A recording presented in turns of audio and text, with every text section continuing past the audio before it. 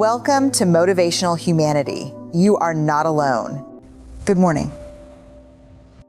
Have you ever been in a moment where you felt the need to shrink yourself?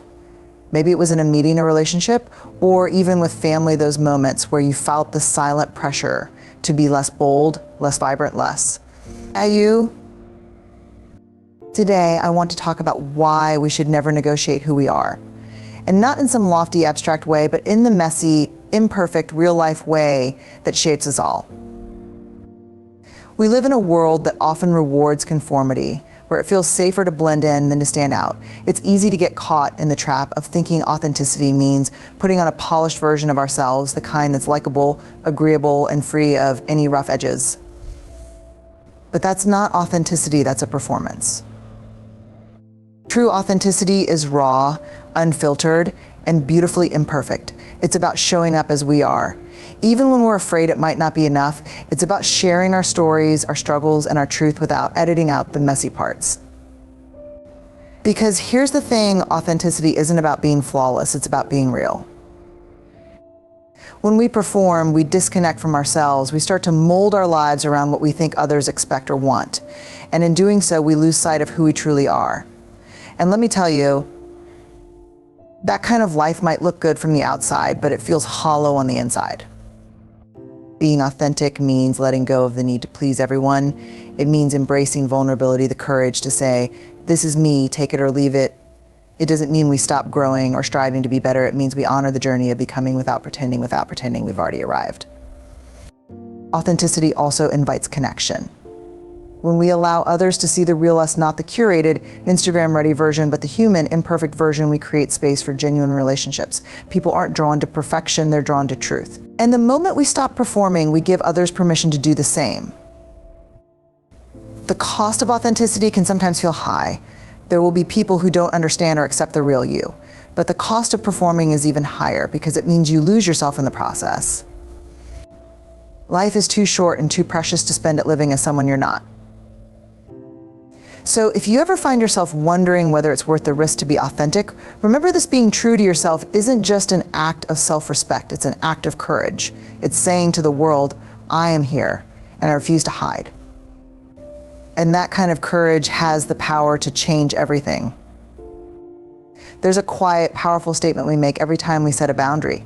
It says, I value myself enough to protect my energy, my time, and my sense of peace. Boundaries are not about shutting people out or building walls to isolate ourselves. They are about honoring our needs and creating healthy, sustainable connections with others. It's not always easy to set boundaries. In fact, it's often the hardest with the people we care about the most. We worry about hurting feelings, being misunderstood, or coming across as unkind. But here's the truth: setting boundaries is one of the most loving things we can do, not just for ourselves, but for the people in our lives. When we communicate our limits clearly and honestly, we create relationships built on mutual respect and understanding. Boundaries are not ultimatums, they're invitations. They invite others to engage with us in ways that nurture rather than drain our spirits. They say, here's how we can work together to build something positive. Without boundaries, we risk losing ourselves in the endless cycle of trying to meet everyone else's expectations. We overcommit, we overextend, and we end up resentful and exhausted. Saying no doesn't mean you're selfish. It means you understand that your capacity is not infinite, and that protecting your mental, emotional, and physical well-being is essential. It's recognizing that you cannot pour from an empty cup, and that saying yes to everything often means saying no to yourself. It's important to remember that boundaries look different for everyone. For some, it's about protecting their time by not answering work emails late at night. For others, it's about creating space in relationships where there's been too much giving and not enough receiving. And sometimes boundaries are as simple as saying, I need a moment to breathe, whatever form they take, they are valid. But let's be clear, setting boundaries doesn't mean everyone will like them or respect them. Some people may push back, especially if they've benefited from your lack of boundaries in the past. That's why maintaining them requires courage and consistency. Boundaries are not just something you set once they are something you practice daily. Each time you uphold a boundary, you are reinforcing a powerful message: I matter. My needs matter. And that's not selfish, it's self-respect. It's saying to yourself and the world that your well-being is worth protecting, even if it means making uncomfortable choices. Boundaries are not about keeping people out. They are about making space for relationships that are truly nourishing and authentic. They are a declaration of self-worth, a way of saying, I deserve to exist in relationships and spaces where I am valued and respected. And when you stand firm in that truth, you teach others how to treat you and, just as importantly, how to treat themselves. Shame is a powerful and insidious force. It has a way of creeping into our minds, disguising itself as truth, and whispering lies about our worthiness. It tells us we are not enough, not smart enough, attractive enough, successful enough, or lovable enough. And when we believe it, shame becomes a silent dictator, shaping the way we see ourselves and the world around us. But here's the thing about shame: it thrives in silence. It feeds on secrecy and grows in the dark corners of our hearts where we're too afraid to shine a light. It convinces us that we must hide the parts of ourselves that feel broken or imperfect, because if anyone knew, they would reject us. Shame isolates us, creating a false narrative that we are alone in our struggles. The antidote to shame is not perfection or pretending it doesn't exist. The antidote is courage, the courage to name it, to face it, and to refuse to let it define us. When we speak our shame, when we share the stories we've been hiding, we strip it of its power. In the light of vulnerability and connection, shame begins to lose its grip. Let's be honest, facing shame is not easy. It's uncomfortable, messy, and often painful, but it is also liberating.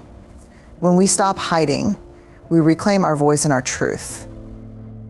We begin to see that the things we've been ashamed of, our mistakes, our failures, our insecurities, are not evidence of our unworthiness. They are part of our humanity. They are proof that we've lived, tried, and grown. Shame wants us to believe that we are defined by our worst moments, but that's a lie. We are not our mistakes, our struggles, or the things we wish we could erase. We are the choices we make after those moments, the decision to learn, to grow, and to move forward. We are the resilience that comes from picking ourselves up and trying again. Refusing to let shame have the final word means embracing self-compassion. It means looking at ourselves with the same kindness and understanding we would offer a friend. It means forgiving ourselves for the times we've fallen short and recognizing that we are a work in progress. When we challenge shame, we open ourselves up to connection. Because here's the truth: everyone carries shame. It is a universal human experience. When we share our stories, we remind each other that we are not alone. We create a space where healing can happen not through judgment, but through empathy and acceptance. Shame does not have the final word, because we choose not to let it. We choose to write a different story, one where we are not defined by our past, but by our courage to face it. One where our worth is not up for debate, because it has always been there, waiting for us to claim it. So when that voice of shame tries to tell you you're not enough, answer back with the truth: I am more than enough. I am worthy of love and belonging just as I am, and let that truth, not shame, be the final word. Courage is one of the most admired traits, but it's often misunderstood. We think of courage as boldness, as fearlessness, as charging into the unknown with unshakable confidence. But true courage isn't about the absence of fear. It's about showing up despite the fear. It's about stepping forward when you're not sure of the outcome. And at its core, courage starts with one of the most misunderstood acts of all: being vulnerable. Vulnerability is often seen as weakness. We're taught to guard ourselves, to hide our feelings, to put on a brave face even when we're falling apart inside. We're told that strength means having it all together, and that vulnerability, admitting we're scared, asking for help, or showing our pain, is something to be avoided. But that couldn't be further from the truth. Vulnerability is not weakness, it is the purest form of strength. It takes immense courage to let your guard down, to stand in front of someone else, or even yourself, and say, this is me. These are my fears, my struggles, my dreams. Vulnerability is stepping into the unknown, opening yourself up to the possibility of rejection, judgment, or failure, and doing it anyway, because what's on the other side matters more than the fear that holds you back. Think about the moments in your life when you felt truly connected to someone. Were they moments of perfection when everything was polished and seamless? Or were they the messy, honest moments when you let someone see the real you? Vulnerability is the birthplace of connection. It's what allows us to be seen and heard for who we truly are. Without it, our relationships remain surface level and our lives feel incomplete. Being vulnerable doesn't mean you overshare or expose yourself recklessly. It means being intentional about letting others into your world. It means having the courage to say, I don't have all the answers, or I'm struggling right now. It's about showing up fully, even when you're unsure of the reception you'll get. The irony is that while vulnerability feels terrifying, it's also what makes us relatable. It's what reminds us that we're not alone. When we see someone else be vulnerable, we're not repelled, we're drawn in. We recognize a shared humanity, and that recognition is powerful. It's how trust is built. Of course, being vulnerable comes with risks. There will be times when your openness isn't met with understanding or kindness, but courage isn't about guaranteeing a perfect outcome. It's about showing up anyway. It's about saying, this is worth the risk because I refuse to live a life defined by fear or isolation. Courage through vulnerability also changes the way we see ourselves. When we're willing to face our fears and own our imperfections, we stop seeing them as weaknesses. Instead, they become part of our story, part of what makes us who we are. Vulnerability transforms shame into strength, failure into growth, and fear into opportunity. The truth is, courage doesn't come from pretending to be invincible. It comes from the moments when we feel exposed, uncertain, and afraid, and we choose to show up anyway. It comes from being honest with ourselves and with others, from risking the discomfort of vulnerability for the sake of living a life that is true, full, and real.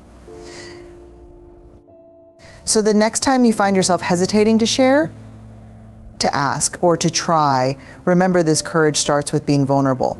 It starts with the simple but profound act of saying, here I am, imperfections and all. And that act is the foundation of every brave, meaningful thing you will ever do. Your worth is not something that can be bargained with, diminished, or handed over to anyone else to decide. It is not determined by external achievements, other people's opinions, or the fleeting circumstances of life. Your worth is inherent, intrinsic, and unchangeable is the core of who you are, and it cannot be up for negotiation. Yet, how often do we forget this truth? How often do we tie our sense of worth to the things we accomplish, the roles we play, or the way others perceive us?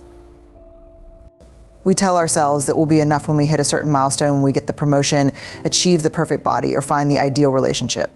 But these are conditions we place on something that should never have conditions in the first place. Your worth does not increase when you succeed or decrease when you fail. It doesn't waver based on whether someone validates you or criticizes you. It exists simply because you do. No amount of accolades or accomplishments can add to it, and no amount of mistakes or setbacks can take it away. This is not to say that external validation doesn't feel good or that criticism doesn't sting. We're human, and it's natural to want to be seen, appreciated, and valued by others. But your worth is not something they can give you. It's already yours. Placing your self-worth in someone else's hands only sets you up for a life of uncertainty, where your sense of value fluctuates based on factors beyond your control. Refusing to negotiate your worth means standing firm in your truth, even when it's tested. It means not shrinking yourself to fit into someone else's expectations or standards. It means saying no to opportunities, relationships, or environments that make you feel like you're not enough. Because here's the thing, when you allow others to dictate your worth, you are giving them power they were never meant to have. Living with the understanding that your worth is non-negotiable doesn't mean you won't face challenges or moments of self-doubt. There will be times when the world feels harsh, when criticism cuts deeply, or when failures make you question your abilities. But even in those moments, your worth remains intact. It's not something fragile or fleeting, it's the foundation of who you are. Believing in your worth also transforms the way you treat yourself. When you truly understand that you are enough, just as you are, you stop punishing yourself for not meeting impossible standards. You give yourself permission to rest, to say no, to prioritize your well-being. You start to treat yourself with the same kindness and respect you would offer to someone you deeply care about. And when you live from a place of unshakable self-worth, it changes the way you show up in the world. You stop seeking approval from others because you no longer need it to feel whole. You take risks, pursue dreams, and set boundaries with confidence, knowing that your value doesn't depend on the outcome. You attract relationships and opportunities that honor who you are because you set the tone for how you deserve to be treated. Your worth is not tied to what you do, it's tied to who you are. It is not conditional, negotiable, or up for debate. No matter what life throws at you, no matter how others perceive you, or what challenges you face, this truth remains: you are enough, simply because you exist.